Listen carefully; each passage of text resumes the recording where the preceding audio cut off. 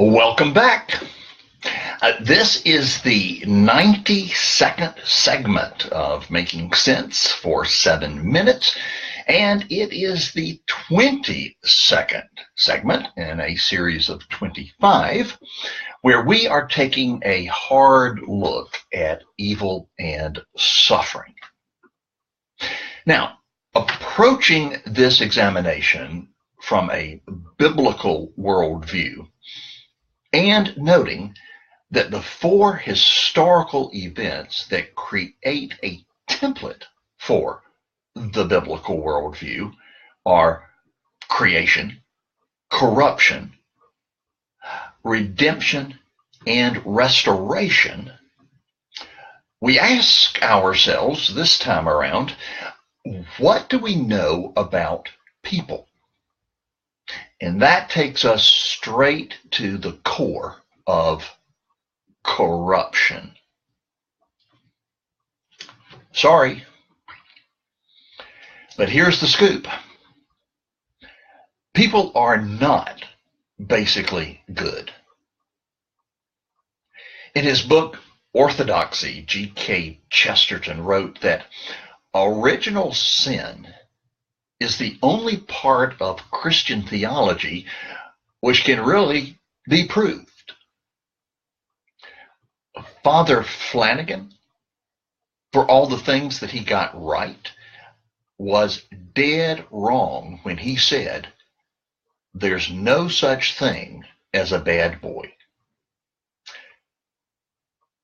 Sorry, Father, but there's no such thing as a good boy. This is why we talk about raising children. You don't have to teach them to be selfish. You have to teach them how to not be selfish. And once that lesson is learned, we all still need to reestablish and reaffirm and reinforce that lesson in our own lives every day for the rest of our lives. By the way, I'm convinced that one of the reasons that God, in his infinite wisdom, made sure that infants were small is because, can you imagine the damage that just one of them would do if they were larger and had those tantrums that they throw? Now, the Bible, being the most realistic book ever, speaks to this. It tells us that all of us have sinned and fall short of the glory of God. That no one is righteous, not even one. That all of us, like stupid, dumb sheep, have gone astray. Each one of us has turned to his own way. And you see, that's the root of the problem. Evil and suffering come as a result of the fact that we are a rebellious people. Each one of us has turned our back and rebelled against God's loving authority and his rightful claim on our lives.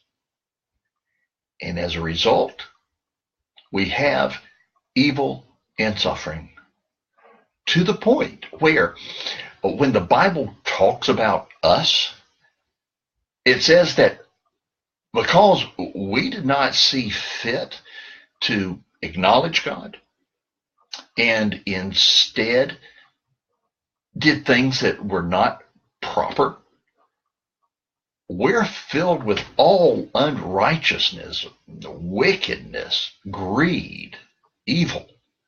We're full of envy, unrighteousness, wickedness, greed, evil. Did I mention those before?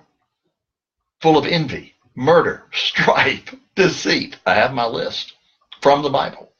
Malice, We are gossips, slanderers, haters of God, insolent, arrogant, boastful, inventors of evil, disobedient to parents, without understanding, untrustworthy, unloving, unmerciful.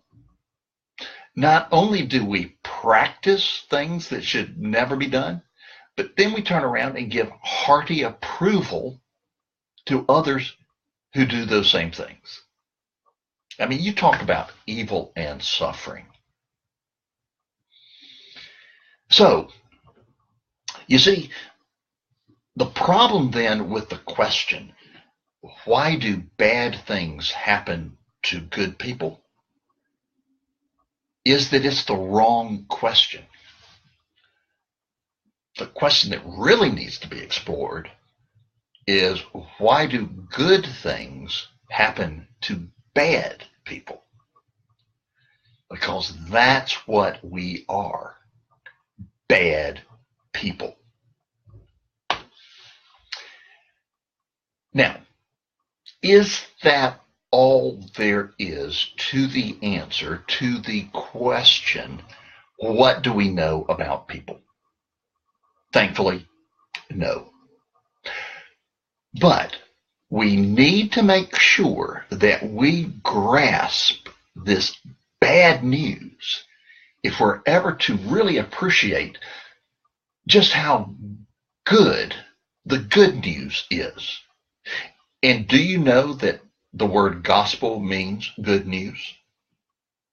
The good news is that we are the object of God's great love, and He will not leave us where we are unless we're determined to stay there. Thanks, y'all.